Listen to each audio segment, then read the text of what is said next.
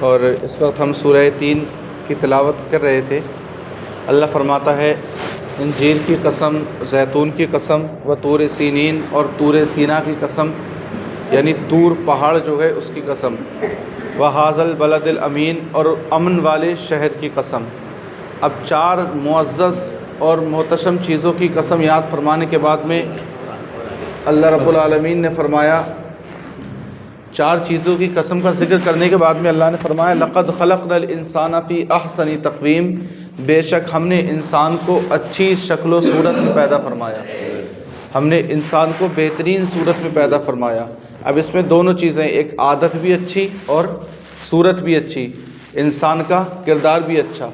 فرماتے ہیں اس کی تفسیر میں کہ ہم نے انسان کو اچھی صورت میں اس طریقے سے بھی پیدا فرمایا کہ ہم نے جانور انسان کو جو ہے وہ فخر والا پیدا فرمایا، سیدھا قامت، کھڑا ہوا بالکل ایک دم، اس کا سر بھی سیدھا، اس کے ہاتھ بھی درست۔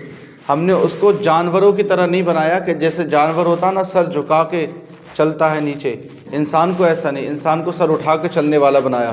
جانور سر نیچے ڈال کے کھانا کھاتا ہے، انسان سر سیدھا رکھ کے ہاتھ سے کھانا کھاتا ہے۔ انسان کو جانور کی طرح نہیں بنایا کہ کھانے میں ہی منہ ڈال کے کھانا کھائے، بلکہ ہم نے اسے معزز بنایا، عزت والا بنایا ہے، اس کو قامت سیدھا بنایا ہے اور خوبصورت بھی پیدا فرمایا ہے۔ غالباً ایک بادشاہ ہارون رشید کے زمانے میں اس نے اپنی بیوی سے یہ کہہ دیا کہ اگر تو چاند سے زیادہ خوبصورت نہیں ہے تو تجھے طلاق ہے۔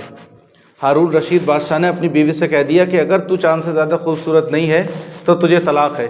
اب چاند اتنا چمکنے والا ہے، اور یہ بات اس نے یہ بھی کہہ دیا کہ یہ قرآن و حدیث سے ثابت ہونا چاہیے، خالی تو کہے واقعی ایسی کہ نہیں میں تو زیادہ خوبصورت ہوں تو نہیں چلے گا۔ اب وہ بڑا پریشان، وہ ایک ہی صورت تھی، اب تو طلاق تھی سیدھی، لیکن وہ ایک بزرگ کی بارگاہ میں گئی تو بزرگ نے کہا کہ طلاق نہیں ہوئی، اور یہ میں قرآن و حدیث سے حوالہ دوں گا۔ تو انہوں نے کہا کہ بالکل ہاں، اگر ایسا ہو تو بہتر ہے۔ خود ہارون رشید بھی پریشان اس بات میں کہ طلاق نہ ہو، کوئی ایسی صورت نکالیں۔ تو اب عالم ہیں، عالم دین نے جب قرآن اٹھا کر کے فرمایا کہ بے شک یہ چاند سے زیادہ خوبصورت ہے، بولے کیسے؟ بولے اللہ نے انسان کے بارے میں فرمایا ہے لقد خلقنا الانسان فی احسن تقویم، ہم نے انسان کو خوبصورت پیدا فرمایا۔ کیا فرمایا؟ انسان کو خوبصورت پیدا فرمایا ہے۔ تو انسان، لقد خلقنا الانسان فی احسن تقویم، بے شک ہم نے انسان کو، ابھی ادھر جانے کا بھی وقت نہیں ہے، ورنہ اتنی میں خوبیاں گنوا دوں کہ اللہ رب العالمین، انسان اگر اپنے ہی آپ میں تجربہ کرے تو وہ اللہ کو پہچان لے گا۔ فرماتے ہیں جس نے اپنے آپ کو پہچان لیا، یہ مقولہ ہے اور بزرگان دین کا قول ہے، جس نے خود کو پہچان لیا سمجھ لو اس نے رب کو پہچان لیا۔ اللہ کو پہچاننے کے لیے اپنے نفس کو پہچاننا ضروری ہے۔ ثم رددناہ اسفل سافلین، فرمایا کہ ہم نے انسان کو اچھی شکل و صورت میں پیدا فرمایا، ثم رددناہ اسفل سافلین، پھر ہم اس کو نیچے سے نیچے کی طرف پھیر دیتے ہیں۔ سمجھ گئے؟ مطلب اس کا یہ ہوا کہ پہلے ہم نے اس کو خوبصورت پیدا فرمایا، پھر وہ اچھی عمر تک پہنچتا ہے، پھر وہ سن جوانی تک پہنچتا ہے، پھر وہ جوان ہوتا ہے، پھر جوانی سے ڈھلتا ہے، پھر بڑھاپے کی طرف آتا ہے، اور پھر وہ ہم نے اس کو نیچے کی نیچے طرف پھیر دیا۔ کیسے؟ مطلب جہاں سے شروع کیا تھا وہیں واپس لے آئے۔ چھوٹا سا بچہ ہوتا ہے نا، نہ وہ بول سکتا، نہ وہ پاخانہ پیشاب کے لیے کہہ سکتا ہے، اسے بھوک لگے گی تب بھی نہیں کہہ سکتا، وہ بستر پہ پڑا رہتا ہے، وہ معذور ہوتا ہے، خود وہ کچھ نہیں کر سکتا۔ پھر ایک عمر آتی ہے جو وہ کچھ بولنا شروع کرتا ہے، کچھ بھول جاتا ہے، وہ پکڑ کے سہارا لے کے چلنا شروع کرتا ہے، چھوٹا بچہ، ٹھیک ہے۔ کھانا بھی اس کو صحیح طریقے سے کچھ ہضم ہو جاتا ہے، کچھ نہیں ہوتا ہے۔ والدین کہتے ہیں نا ارے یہ چیز مت کھلانا، ابھی یہ کھانے لائق نہیں ہوا۔ تو اس طریقے سے پھر وہ جوان ہو جاتا ہے، وہ پورے عروج کو پہنچ جاتا ہے۔ پھر اللہ نے فرمایا اسفل سافلین، ہم اسے پھر واپس وہیں پھیر دیتے ہیں۔ پھر جب وہ بڑھاپے کی منزل پر آتا ہے تو ایک وقت ایسا آتا ہے کہ وہ اپنے پیروں کے جسم کی طاقت پہ چلنا بھول جاتا ہے، وہ ڈنڈے کے بلبوتے پہ چلتا ہوتا ہے، کوئی کسی دیوار کا سہارا لے کے چلتا ہوتا ہے، اسے کچھ یاد رہتا ہے، کچھ بھول جاتا ہے۔ اب اس کی آنتیں اتنی مضبوط نہیں ہوتی ہے، جو ہمارے بزرگ ہم سے کہتے ہوتے ہیں ارے بھائی تم تو کھاؤ، تمہاری تو آنتیں جوان ہیں، ہم اس لائق نہیں ہیں، تو وہ وہیں آ جاتا ہے۔ پھر ایک وقت ایسا آتا ہے کہ وہ بستر پہ آ جاتا ہے، اب نہ وہ صحیح سے بول سکتا ہے، نہ وہ پاخانہ پیشاب کے لیے کہہ سکتا ہے، نہ وہ کھانے کے لیے کہہ سکتا ہے، کچھ بھی نہیں۔ اب وہ ہر حال میں دوسرے کا محتاج ہے، دوسرا اس کو کھلائے پلائے تو کھائے گا، ورنہ تو اللہ نے جہاں سے شروع کیا تھا بچپن سے اسفل سافلین، وہیں نیچے کی حالت میں اس نے لا کر کے چھوڑ دیا۔ ایک تو اس کی یہ تفسیر ہے۔ دوسرا فرماتے ہیں اب انسان کو اللہ رب العالمین نے اس شان سے پیدا فرمایا۔ دوسرے پہلی آیت میں کیا فرمایا؟ اچھی شکل و صورت میں پیدا فرمایا، اور پیدا فرمانے کے بعد میں ہم اس کو وہیں لا کر کے پھیر دیتے ہیں۔ ثم رددناہ اسفل سافلین، اللہ نے انسان کو جب پیدا فرمایا تو اس کے اندر دونوں خاصیت رکھی ہیں، ایک فرشتے والی خاصیت بھی ہے، ایک جانور کی صفت بھی ہے۔ فرشتے کی صفت یہ ہے کہ وہ ہمیشہ عبادت کرتا رہتا ہے، اس کو نفسانی خواہشات سے مطلب نہیں ہے۔ جانور کی صفت یہ ہے کہ وہ اسے نفسانی خواہشات سے مطلب ہوتا ہے، کھانا اور اپنی نفس کی خواہش کو پورا کرنا، اسے عبادت سے مطلب نہیں ہوتا ہے۔ اللہ رب العالمین نے انسان میں دونوں چیزیں رکھی ہیں، نفسانی خواہشات بھی ہے، کھانا پینے کا شوق بھی ہے، اور عبادت بھی ہے۔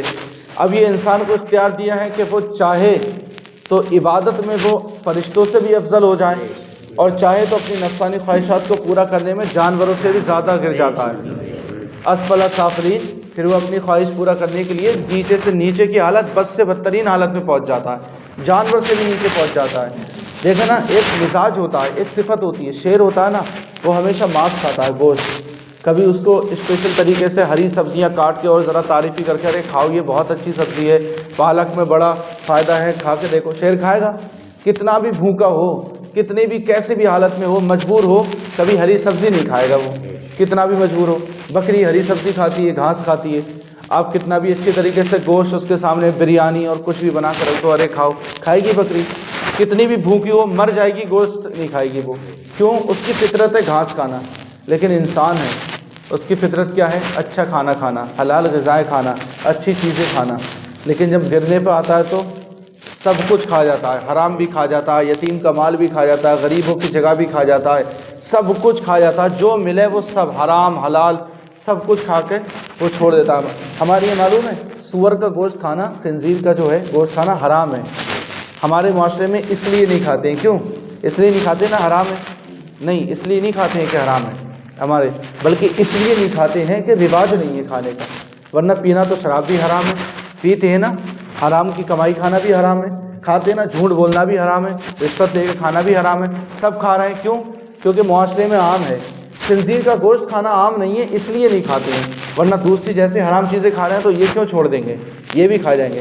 تو انسان جب گرنے پہ آتا ہے تو اسفل سافلین، نیچے سے نیچے کی حالت، بد سے بدترین حالت میں پہنچ جاتا ہے، یہ اس کی تفسیر۔ اور ایک یہ بھی روایت ہے، ثم رددناہ اسفل سافلین، پھر جب وہ ایسے اعمال کرتا ہے نا، اللہ نے اس کو اتنی اچھی شکل و صورت میں پیدا فرمایا، ان حالتوں میں پہنچتا ہے، تو اللہ نے فرمایا ثم رددناہ اسفل سافلین، پھر ہم اسے نیچے سے نیچے، یعنی کہ اب یہاں سے جہنم مراد ہے، ہم اسے اعلیٰ علیین میں، نیچے سے نیچے کے درجے میں لے جا کے پھینک دیتے ہیں۔ اب جو اس نے کیا وہ یہاں پر آ کے بھگتتا ہے۔ ثم رددناہ اسفل سافلین، پھر ہم اس کو نیچے سے نیچے کی حالت میں لے جا کے پھینک دیتے ہیں، جو کیا ہے اب وہ بھگتے گا، اس کی سزا برداشت کرے۔ اللہ رب العالمین ہمیں عمل کی توفیق نصیب فرمائے۔